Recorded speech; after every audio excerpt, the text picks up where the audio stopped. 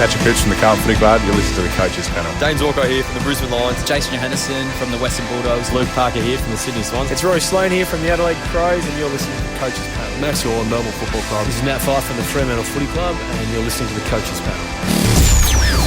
Hello, it's MJ from the Coaches Panel. I hope your day started nicely, or ending, depending on when you're listening to this episode. Number 24 in the 50 most relevant. For years, this man has been a lone hand at his footy club. And as the side finally looks to have turned a corner, will it continue as business as usual for the leader of the Carlton Football Club? Patrick Cripps is who we're talking about today, and this man would not let me let anyone else on the episode to talk about one of his boys. Hello, Rainman. Hashtag love child. Oh. Very, very, very happy as usual. I think this might be the third year I've talked about Paddy Cripps. Every time we do the 50 most relevant, you've got him just locked away as your boy to talk about. Yeah, well, it would be hard for me to be in love with this guy more. So just for the listeners out there, this is going to be an extremely biased podcast, just as a precursor. Well, from you, I'll try to bring some objectivity to it. He is a pretty special fantasy footballer when we look at the fantasy formats as a totality. Still just the 24 years old, crazy to believe. This Blues midfielder is an absolute superstar of the competition.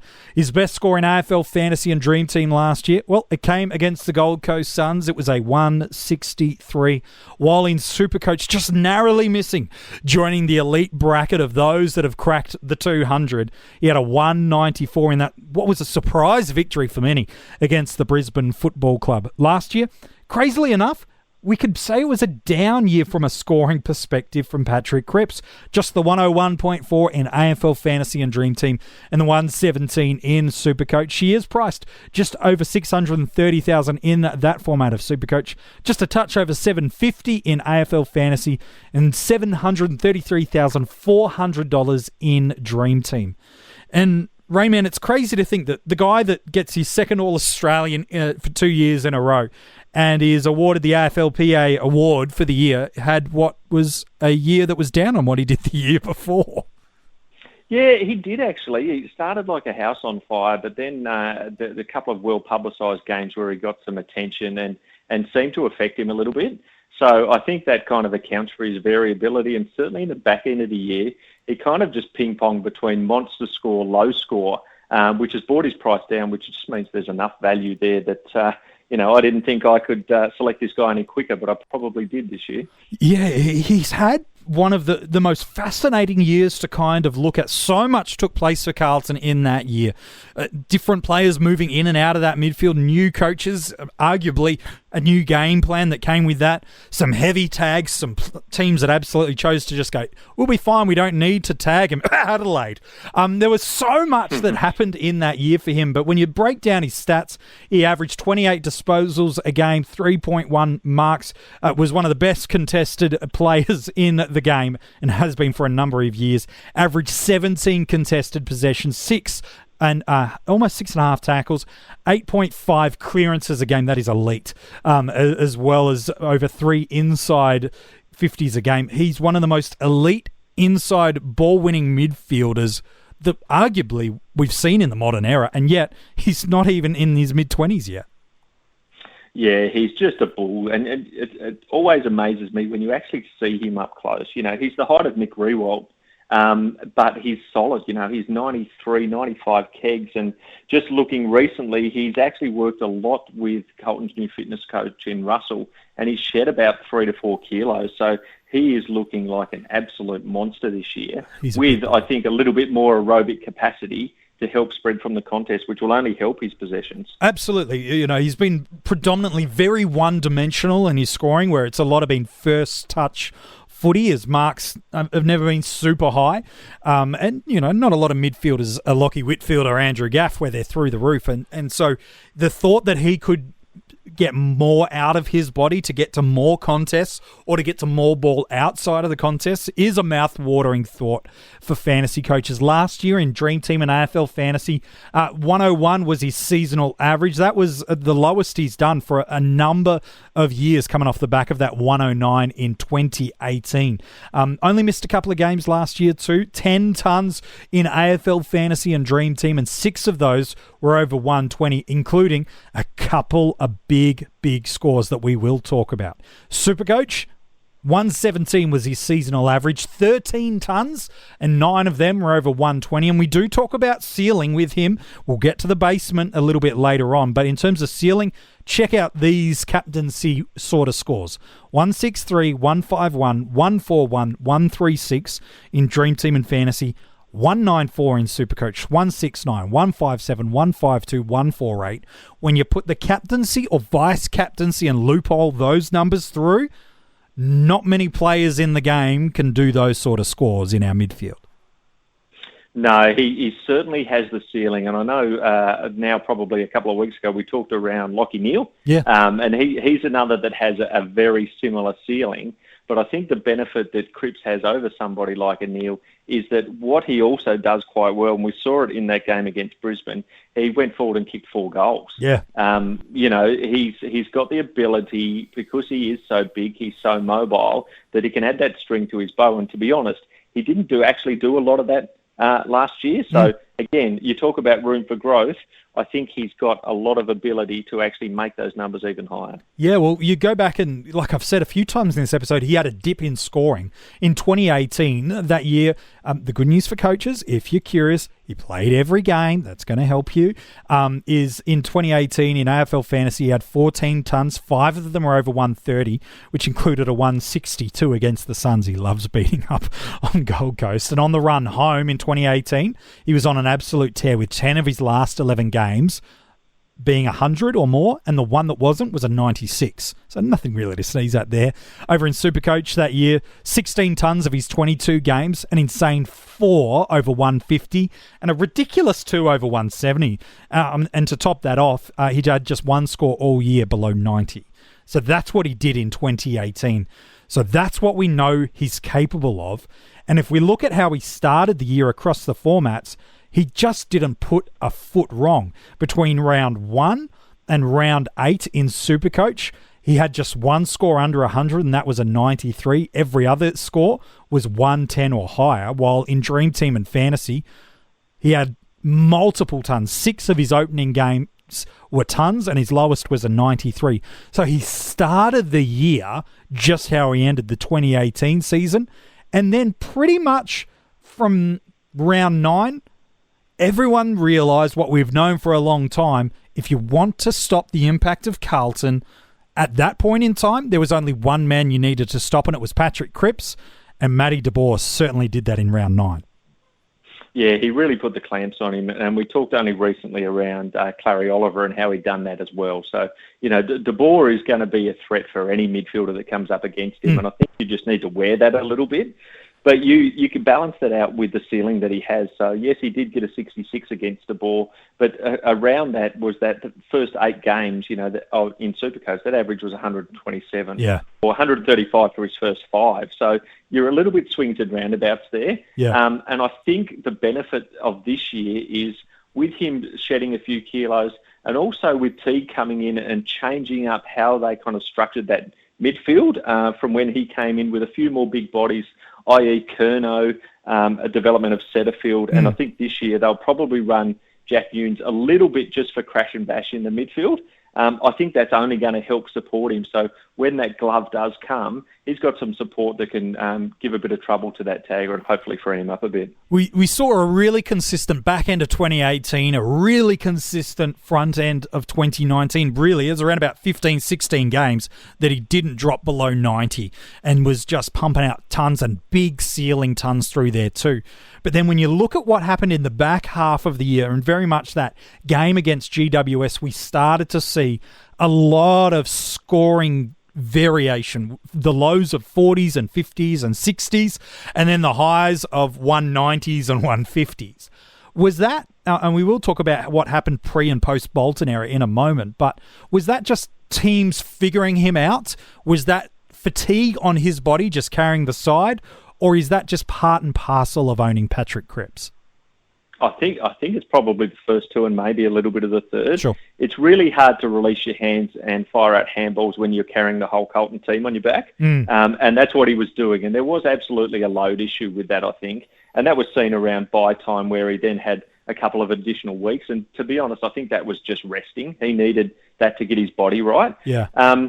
But there is a piece around trying to understand how that midfield works. And there will be some new dynamics from everything I'm reading and hearing this year with, guys like another year under Walsh and Setterfield. Yeah. Murphy, whether he stays there or plays a bit forward is probably a little bit open. They'll have a few more outside runners with, a Jack Martin will run through on the outside. Lockie O'Brien will continue to develop and run through, and even maybe a Paddy Dow and Zach Fisher. So I think what that will help Cripps in trying to find that first possession out, because then he gets on the rebound of that as well. So I think that's going to help him.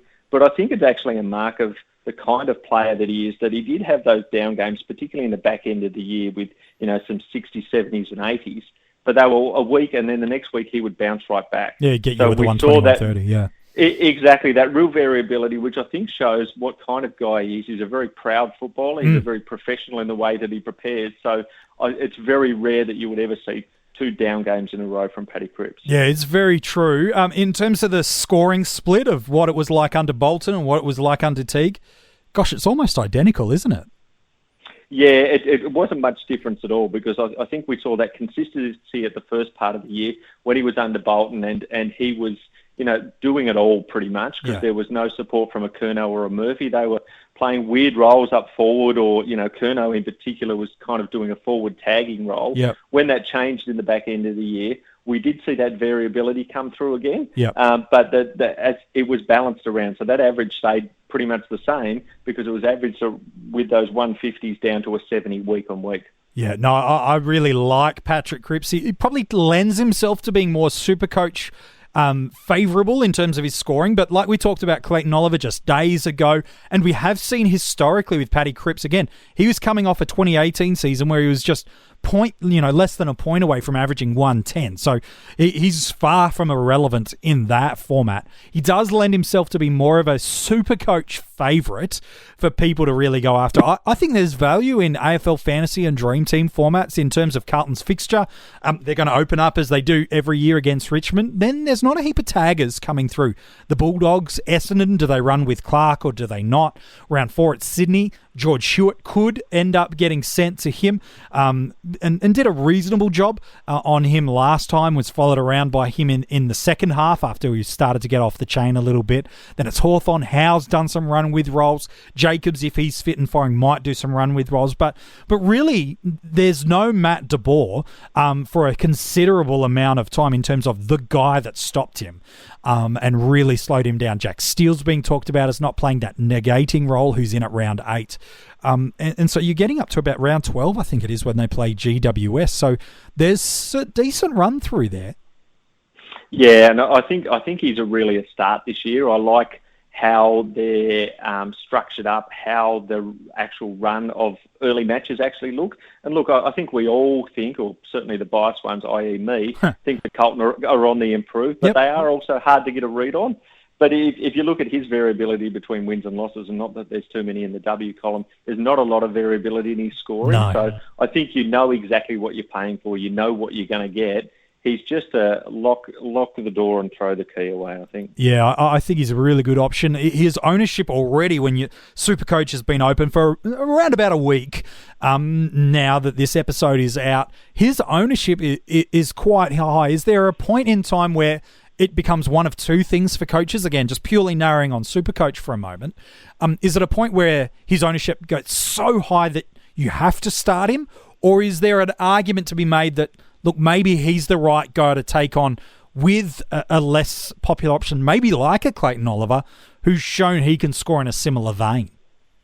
Yeah, and it absolutely could be as well. So he shares an interesting buy with people with the likes of Fife, Treloar, Adams, Pendlebury, if you want to go that way. Yeah. But real SuperCoach, Fife, Treloar and Oliver. Yep. So if you were looking for some buy balance, you could absolutely do that. You know, you could even run with a Treloar who, whilst he might be popular in DreamTeam and Fantasy, will probably be in under 10% in SuperCoach. So there's absolute argument to do that. I think you've just got to know what you're taking on, because a guy that can pump out 194s and 4 or 5 scores over 140, 150, it's a big risk to take, I think. Yeah, you look at through the guys that we've got available through our midfield that have or can push that 200 barrier. We are talking about, if a fit Tom Mitchell is certainly able to do that. Where he's at in the 50 most relevant and in his ability to get back to his best is a little bit unknown. Jackson McRae can do that. Dunkley can do that. Dangerfield can do that. Fife can do that. And Cripps... and there are others I know you could build the case for, but it is rare air that you can go 190 plus, and Cripps is in that for SuperCoach. Absolutely. There's not many at all. And that game that against Brisbane, where he had those 38 disposals, 7 marks and 4 goals, was one of the most complete games that I think you will ever see. Yeah. But it just looks like he could repeat that again. If the conditions are right and everything goes his way, he kind of just does those 150s, 160s, 170s without too much of a sweat. Yeah, he certainly does. He's a fantastic player to own, really, really fun to own in a draft, because at any point in time, he can go full beast mode and absolutely destroy your opponent in a draft. To be honest, mate, again, in SuperCoach, let's talk about that format, he's your M1. Make no mistake about it. And if he isn't picked in the opening round, gosh, he won't last long in the second. No, exactly. He's probably, if not in the first 3 midfielders, certainly 4th or 5th, depending on how you structure your draft. In DreamTeam Fantasy, it's slightly different because he is quite biased towards SuperCoach. Yeah. But I think he would slip to the second round, but I don't think he'd be there late second round. If he is, and you could somehow grab him as an M3, because there might be some more popular of some of the boys that burst out of the blocks last year, like Dunkley or Taranto or some of these guys. Geez, if you could get him at M3, you'd be a happy camper. Would you ever? I agree. I can't see him sliding past the top 15 picks overall in SuperCoach. Maybe, if he slides into that early second, you still feel like you've won your draft, knowing what he can do. He's ranked in terms of pure mids for AFL Fantasy and Dream Team at 21 for average, based off his 2019 data. And by name alone, he'll go in the second round, potentially in some drafts. You could be drafting against Rainman and he just goes, I want my boy, stuff yous, I'm going for him. But you're right, I do see a world where people try to lock away those forwards or those defenders that are at the top of the tree. I agree. I see a world where he could be available in the third round and someone can go mid. And someone like Patrick Cripps as your third midfielder. Yeah, I like that. It's a world I want to live in, mate. Yeah, it's called a dream world, but that's okay. Many coaches choose to live in that place. Hey, appreciate your thoughts as we talked about your boy. Anytime, MJ. Thank you. Yes, no, I think if we had your choice, the 50 most relevant would be just different discussions about Patrick Cripps and different games. Yeah, well, maybe next year we'll head into that territory. If you want to go check out the article on Cripper, you can do that at coachespanel.tv. Check out the other 25, 26 players we've revealed so far. We are into the downward half of the 50 most relevant and the players that really are, I believe, going to shape your fantasy football season. If you're loving these podcasts, make sure you leave a rating and review where you choose to get your podcast and hit subscribe. So as soon as they're live, you get notified straight to your device. The number 23 in the 50 most relevant, you're going to love this player. Here's what I'll tell you. Footy Rhino joins me on the episode. If you're a long-time fantasy footy fan, you'd love his work. He's on board the podcast to chat about a player that I'm excited about, their 2020 potential.